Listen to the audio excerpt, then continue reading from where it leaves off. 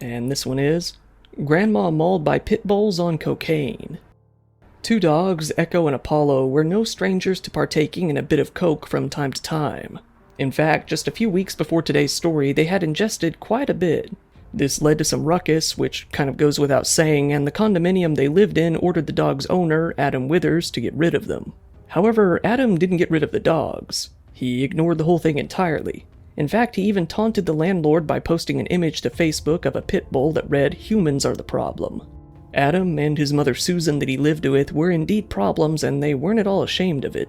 Another woman living in the condos, 73-year-old Joanne Eckelbager, was gardening outside one day in October when Echo and Apollo were let out of the house, allowed by Adam and Susan to roam freely around the complex whenever they pleased. That day, the two dogs had once again gotten into some of Adam's cocaine before being let out. The two dogs attacked Joanne, mauling her for several minutes as she screamed for help until she finally passed away. Her husband, Stanley, who is confined to a wheelchair and suffers from dementia, was left with no option but to look on in horror as the attack happened. The police were called, but it was already far too late to save Joanne.